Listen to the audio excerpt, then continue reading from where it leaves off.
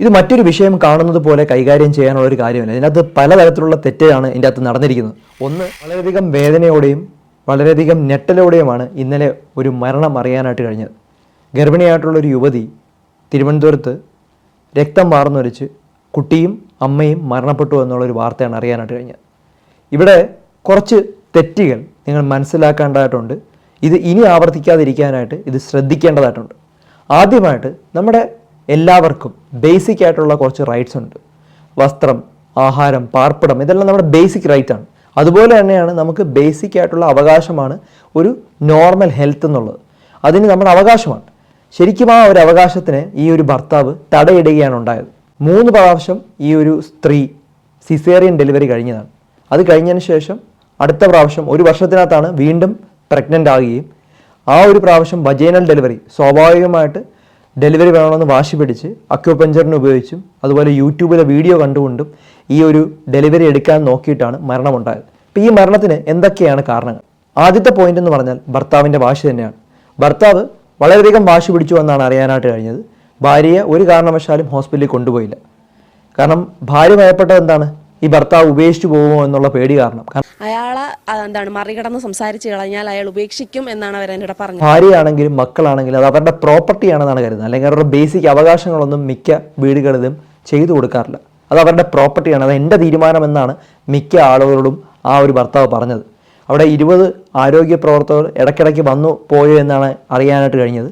അവരോടെല്ലാം പറഞ്ഞത് ബേസിക് ആയിട്ടുള്ള ചെക്കപ്പിനും വരില്ല, അതുപോലെ ഡെലിവറിക്ക് വേണ്ടി നമ്മൾ വരില്ല എന്നാണ് ക്ലിയർ ആയിട്ട് പറഞ്ഞത്. ശരിക്കും ഈ രക്തം വാർന്നൊലിച്ച് ഈ യുവതി കോംപ്ലിക്കേറ്റഡ് ആയ സമയത്ത് പോലും ഈ ഒരു ഭർത്താവ് ഹോസ്പിറ്റലിലോട്ട് കൊണ്ടുപോകാനായിട്ട് ശ്രമിച്ചില്ല.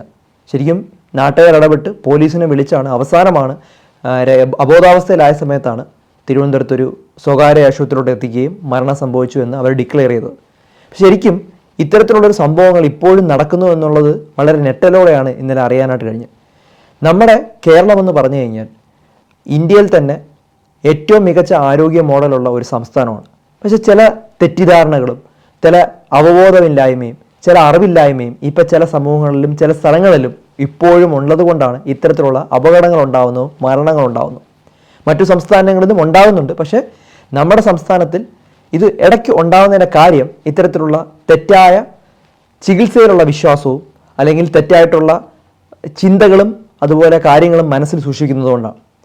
രണ്ടാമത്തെ പ്രശ്നം എന്ന് പറഞ്ഞാൽ ഈ ഒരു യുവതിക്ക് 3 പ്രാവശ്യം സിസേറിയൻ ഡെലിവറി കഴിഞ്ഞതാണ്.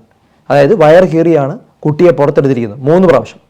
4ാമത്തെ പ്രാവശ്യവും സ്വാഭാവികമായിട്ടും സിസേറിയൻ കഴിഞ്ഞ വ്യക്തികൾക്ക് ഒരു 90 മുതൽ 95% സിസേറിയൻ തന്നെയാണ് ആകാനാണ് സാധ്യത.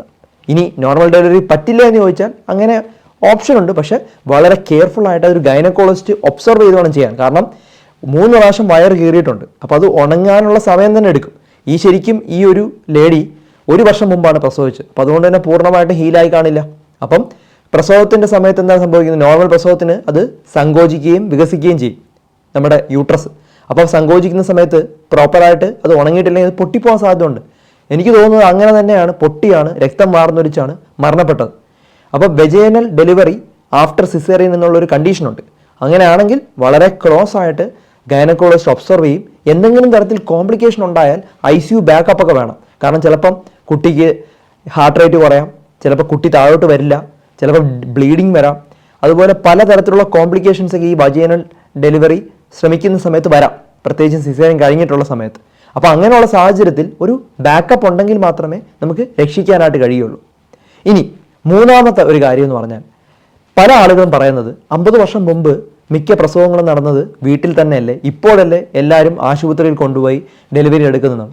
നിങ്ങൾ മനസ്സിലാക്കേണ്ടത് 50 വർഷം മുമ്പ് പ്രസവിക്കുന്ന സമയത്ത് ഒരു 10 പ്രസവം ചെയ്തു കഴിഞ്ഞാൽ അല്ലെങ്കിൽ 1-2 കുട്ടികളെ അവിടെ ജീവിക്കാറുള്ളൂ.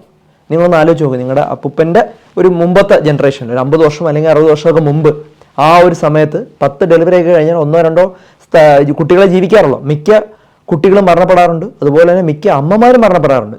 അങ്ങനെയൊക്കെ പല കഥകളും കേട്ടിട്ടുണ്ടാവും നിങ്ങൾ. പക്ഷേ ഈ മോഡേൺ മെഡിസിൻ്റെ ഒരു വരവോടുകൂടി അതുപോലെ തന്നെ പല നൂതനമായിട്ടുള്ള ടെക്നോളജിയും ട്രീറ്റ്മെൻറ്റും വന്നതിന് ശേഷം മരണനിരക്ക് വളരെയധികം കുറയ്ക്കാനായിട്ട് പറ്റി. ഇപ്പോൾ ശിശു മരണനിരക്ക് ഏറ്റവും കുറവുള്ള ഒരു സംസ്ഥാനമാണ് കേരളം. അതുപോലെ തന്നെയാണ് അമ്മയുടെ മരണനിരക്കും ഏറ്റവും കുറവുള്ള ഒരു സംസ്ഥാനമാണ് കേരളം. അപ്പോൾ ഇവിടെയുള്ള ഒരു പ്രശ്നം എന്ന് പറഞ്ഞാൽ ചില ആളുകളിൽ ഇത്തരത്തിലുള്ള അജ്ഞതയും അറിവില്ലായ്മയുണ്ട്. ഈ അറിവില്ലായ്മയാണ് അടുത്ത പ്രശ്നം. ഈ അറിവില്ല എന്ന് പറഞ്ഞു കഴിഞ്ഞാൽ അക്യുപഞ്ചർ കൊണ്ട് ഒരു വജൈനൽ ഡെലിവറി എടുക്കാൻ പറ്റുമെന്ന് ഇതുവരെ ആരും ചിന്തിച്ചിട്ടുണ്ടാവില്ല. എനിക്ക് തോന്നുന്നു അദ്ദേഹമായിരിക്കും ആദ്യമായിട്ട് ചിന്തിച്ചത്. അവർക്ക് ഈ അക്യുപഞ്ചറുമായിട്ടുള്ള ബന്ധമാണ്, അപ്പോൾ അതിനായിട്ടാണ് അവർ ചികിത്സ നിശ്ചയിച്ചിട്ടുള്ളത്. കാരണം അക്യുപഞ്ചർ ശരിക്കും ചില വേദനകൾ മാറാനായിട്ടുള്ള ഒരു ട്രഡീഷണൽ ട്രീറ്റ്മെൻ്റ് ആണ്. ശരിക്കും അതിന് ഇത്തരത്തിലുള്ള കോംപ്ലിക്കേറ്റഡ് ആയിട്ടുള്ള ട്രീറ്റ്മെൻറ്റുകളോ അതുപോലെ തന്നെ എമർജൻസിയോ ഹാൻഡിൽ ചെയ്യാനായിട്ട് പറ്റില്ല. എന്തിനാണ് അങ്ങനെ ഒരു ട്രീറ്റ്മെൻറ്റ് എടുത്തു എന്നുള്ളത് അറിയില്ല. അതും യൂട്യൂബ് കണ്ടുകൊണ്ട് ചികിത്സിക്കാൻ ശ്രമിച്ചു എന്നാണ് അറിയാനായിട്ട് കഴിഞ്ഞത്. ശരിക്കും ഇതൊരു കൊലപാതകം തന്നെയാണ്.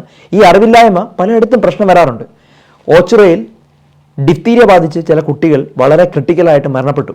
ഇതിൻ്റെ കാരണം എന്താണെന്ന് പറഞ്ഞു കഴിഞ്ഞാൽ അവർ DTP എന്നുള്ളൊരു വാക്സിൻ ഉണ്ട്. കുട്ടികൾ സ്വാഭാവികമായിട്ട് എടുക്കേണ്ട വാക്സിനാണ്, സാധാരണമായിട്ട് നിർബന്ധമായിട്ട് എടുക്കുന്ന വാക്സിൻ എടുത്തു കഴിഞ്ഞാൽ കുട്ടികളുടെ ബുദ്ധിക്ക് പ്രശ്നമുണ്ടാവുന്ന ചില ആളുകൾ അത് പറഞ്ഞിറക്കി. അങ്ങനെ ഇറക്കിയ സമയത്ത് ഈ കുറച്ച് മാതാപിതാക്കൾ തീരുമാനിച്ചു വാക്സിൻ എടുക്കേണ്ടെന്ന് കരുതി കുട്ടിക്ക് വാക്സിൻ എടുത്തില്ല. ഡിഫ്തീരിയ എന്നുള്ള ബാധിച്ചു വളരെ ഡേഞ്ചറസ് ആയിട്ടാണ് ഹോസ്പിറ്റലിൽ എത്തിച്ചത്. അപ്പോൾ ഇതെല്ലാം എന്താണ് കാരണം? അറിവില്ലായ്മ തന്നെയാണ്. അപ്പം നമ്മൾ ഈ ഒരു മരണത്തോടു കൂടിയെങ്കിലും നമ്മൾ മനസ്സിലാക്കേണ്ടത് ഇത്തരത്തിലുള്ള അവബോധങ്ങൾ കൂടുതൽ സൃഷ്ടിക്കുകയാണ് ചെയ്യേണ്ടത്. എന്തുകൊണ്ടായിരിക്കും ഭർത്താവ് അക്യുപഞ്ചറിലൂടെ ഡെലിവറി എടുക്കാമെന്ന് തീരുമാനിച്ചത്? നിങ്ങളൊന്ന് ആലോചിച്ച് നോക്കുക. പല യൂട്യൂബിലൂടെയും പല ഫേസ്ബുക്കിലൂടെയും മറ്റും പല വ്യക്തികളും ഇത്തരത്തിലുള്ള വീഡിയോസ് ചെയ്യാറുണ്ട്. അവർ പറയുന്ന ഒറ്റമൂലികളും അതുപോലെ അവർ പറയുന്ന ചില കപട ചികിത്സകളും വളരെ പോപ്പുലറാണ്. അതുമാത്രമല്ല ചില സിനിമാ നടന്മാരും അതുപോലെ തന്നെ വളരെ ഫേമസ് ആയിട്ടുള്ള ഒരു വ്യക്തികളുമെല്ലാം ഇവരുടെ അഭിപ്രായം പറയുകയും ചെയ്യും.